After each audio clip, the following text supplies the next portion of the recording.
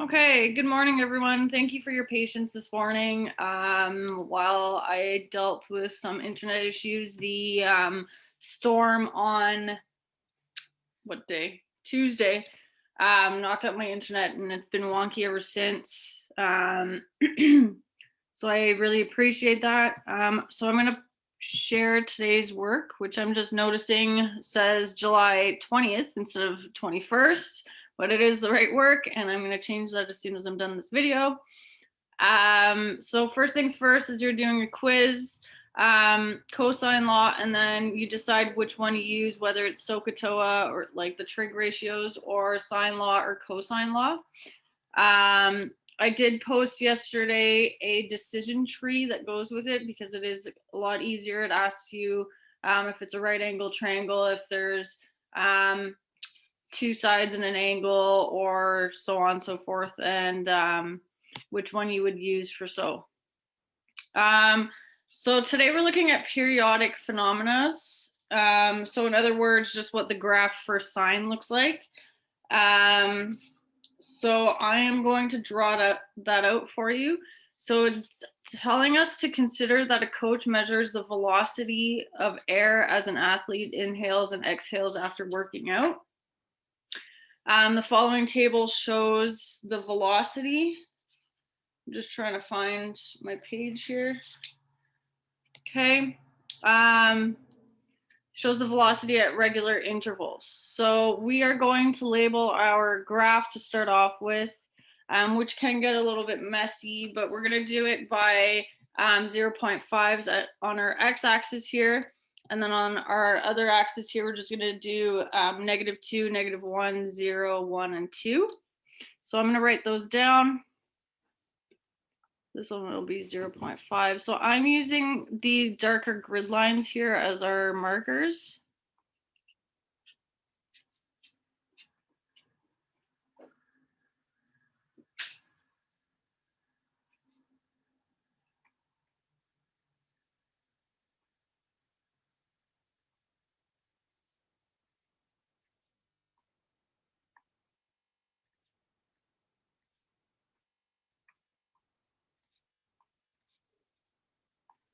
Okay, and it works out perfectly because we go up to 8 and it gives us up to 8.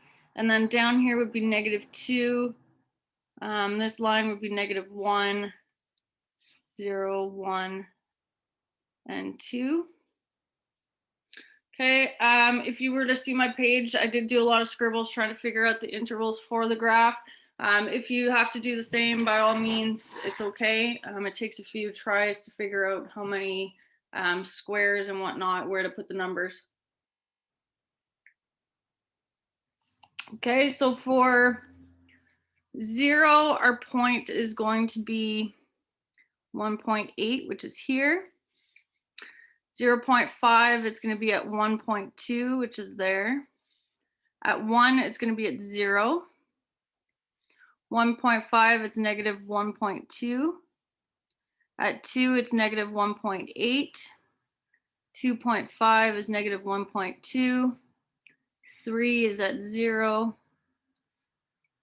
3.5 is 1.2. 4 is at 1.8.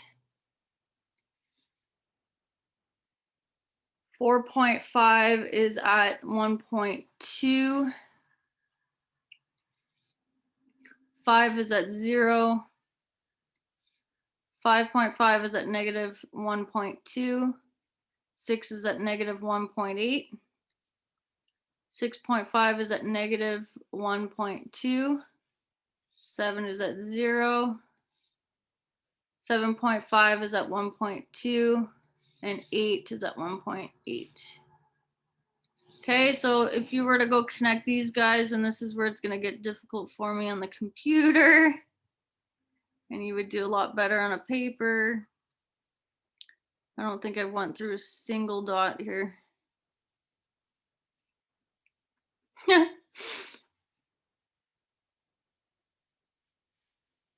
Okay, so you notice that it is a repeating graph is what we call it. Okay, So this is what the sine graph looks like. I will show you a little bit better on another graph, but essentially a sinusoidal graph is self-repeating. So it means it's in regular intervals, just like what it says right here. Whoop. Okay, so it's regular intervals. It doesn't change a whole lot. It hits the maximum, it hits the minimum, and it goes up and down and up and down. Okay, so I'm going to clear this. So a periodic function is one that repeats its behavior identically in cycles. So suppose the graph below represents a function. Okay, so we look here. So this is a repeating graph. So how many cycles are shown in the graph? So I'm going to, just so we can see the questions in the graph at the same time. So how many cycles are shown on the graph? So a cycle would be from start. So it starts here and then it finishes over here and then it starts again. Okay. So there's one cycle and there's a second cycle. So we have two cycles. What is the period? So the length of a single cycle. So the length would be, I find it's easier to measure from this one to this one. There's no negatives. You're not going to get mixed up. So it goes from 3 to 8. So the length of a single cycle would be 5, right? It goes 1, 2, 3, 4, 5, and the cycle ends and it restarts again for another 5. So that is called our period. The maximum value is up here. So that is 4. Our minimum value is here, which is -2. What is the value of f of 1? So we go where 1 is, and it is at 1 here. F of 5, so it's here. So it's at 4. Suppose that the function continues in both directions. What is the value of f of 12? So let's say this goes up. So from here, it goes to 4 and 2 units, so like this. And you see that because it goes from here to there and it goes from 3 to 5 and it goes up. Okay. Whereas for this one, it goes from 4 to -2 and 2 x's, 2 units. So it goes down to 12. So that means that f of 12 here would be -2. We're going to do the same thing here. Okay, so this goes down to -2 and just 1. It goes up 3 to +1. And then it goes up to 4 in the next one. Okay, so f of -4 would be right here, which is 1. And then what is the value of f of 35? So what I did for that one is 35, because our period goes in 5s, wherever 5 is, because it's a multiple of 5, that would be your answer. So here, our answer would be 4 for 35.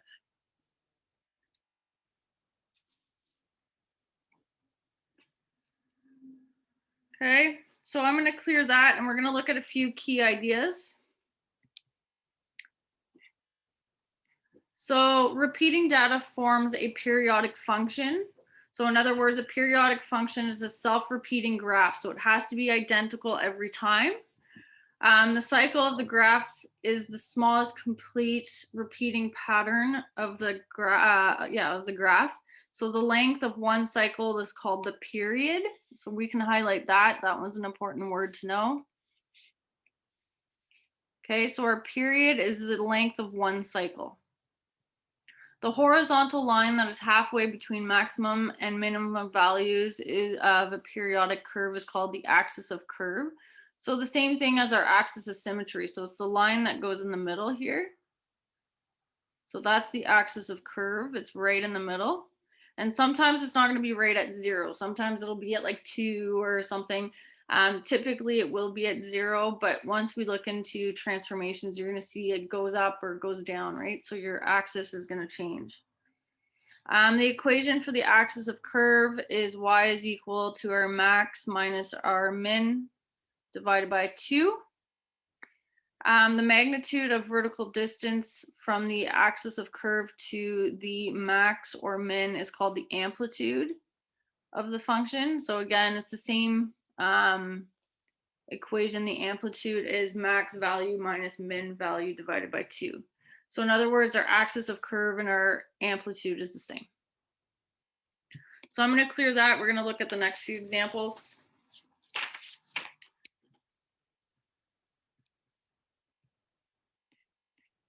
Okay, so are the following examples periodic, and explain? So if we look at the first one is not, because it does not repeat itself.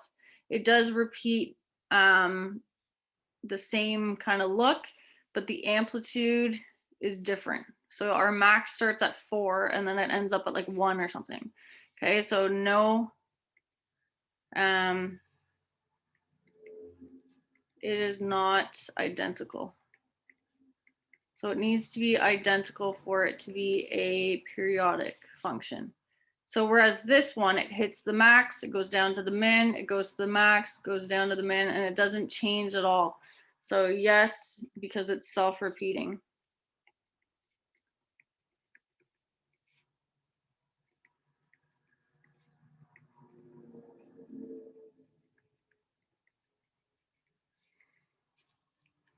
Okay, so I'm going to clear that and we're going to look at one last example here, and then you guys are on your own. Hopefully this makes sense.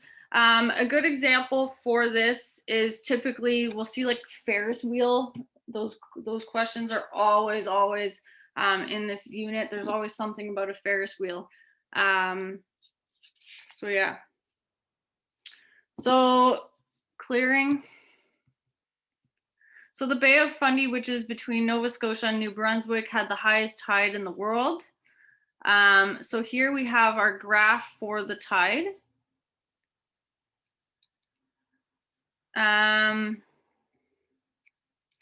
So why can you use periodic functions to model the tides? Because it's self-repeating.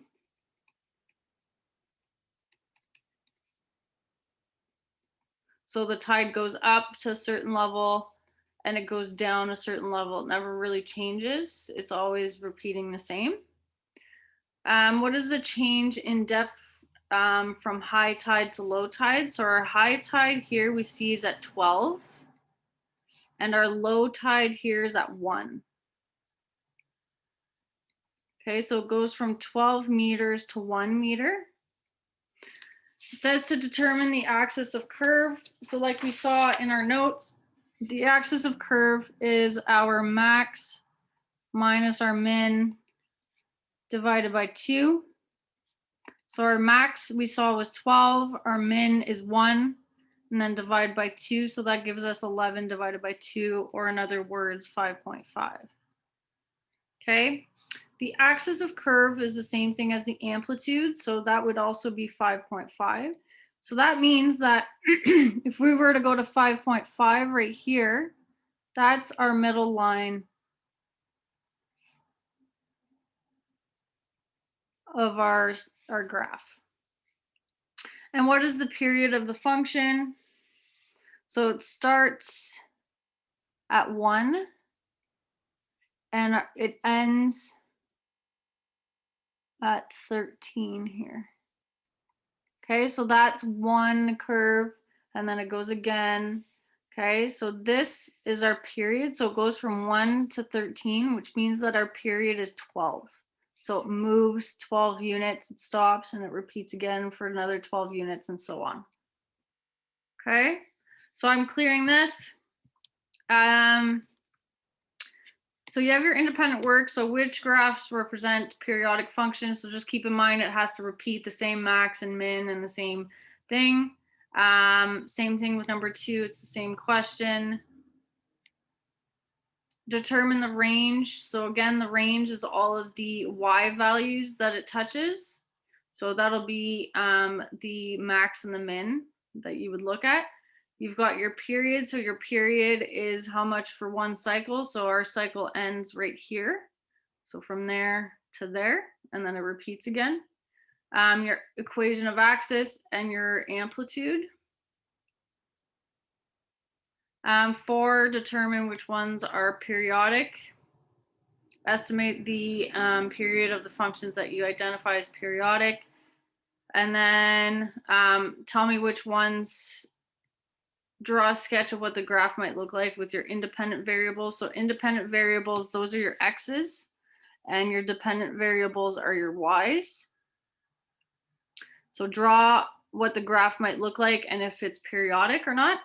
And then once again, you have your Ferris wheel examples. So you're going to answer those questions. Hopefully that's easy enough. It's not too much math. It's really just looking at graphs. So it should be relatively easy. So good luck.